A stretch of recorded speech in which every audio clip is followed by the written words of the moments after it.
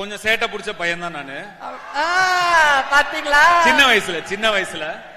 ஆனா என்னுடைய அண்ணா தான் இன்னும் ரொம்ப சேட்டை பிடிச்ச பையன். ஆமா சார், ஒரு அமைதியான ஒருத்தர். அவர் வந்து நிறைய அப்படி அவரு ஆக்சுவலா ஒரு இன்ட்ரோவர்ட் அவரு. சோ போட்டோல நிக்க கூட ரொம்ப கூச்சப்படுவாரு செல்வராகவன் சார். அவர் ஆனா வீட்டுக்குள்ள பயங்கர சேட்டை பிடிச்ச பையன் தான். அவரோட நான் 8 வயசு சின்ன பையன். அவர் என்ன பொறுமை இருக்கா உங்களுக்கு கேட்க? அவர் என்னோட ஒரு 8 வயசு அவரோட என்னோட 8 வயசு பெரியவர். அதனால அவர் ரொம்ப பெருசா இருப்பேன், ரொம்ப சின்னதா இருப்பேன். எங்களுக்குள்ள என்டர்டைன்மெண்ட் நாங்க 2 பேர் தான். கிரிக்கெட் விளையாட கூப்பிட்டுக்கிட்டு எப்படியாவது டாஸ போங்க அடிச்சு அவர் ஃபர்ஸ்ட் பேட்டிங் போயிடுவாரு. பெரியவர் என்னால அவ்வளவு ஈஸியா அவர் அவுட் ஆக்க முடியாது. நான் ஒரு 3 மணி நேரம் 3.5 மணி நேரம் பால் போடுவேன். கஷ்டப்பட்டு அவுட் ஆனோன்னா பேட்டை போட்டு ஓடிடுவாரு. எனக்கு திருப்பி போட மாட்டாரு. நான் பாதி நேரம் நான் விளையாண்டதே கிடையாது, போலிங் தான் போடுவேன். அதே மாதிரி அப்பெல்லாம் 10 காசு 5 காசு 25 காசு 20 காசு எல்லாம் இருந்தது. அதெல்லாம் கொஞ்சம் கொஞ்சமா சேர்த்து ஏதாவது வாங்கி சாப்பிடறதுக்கு தான்.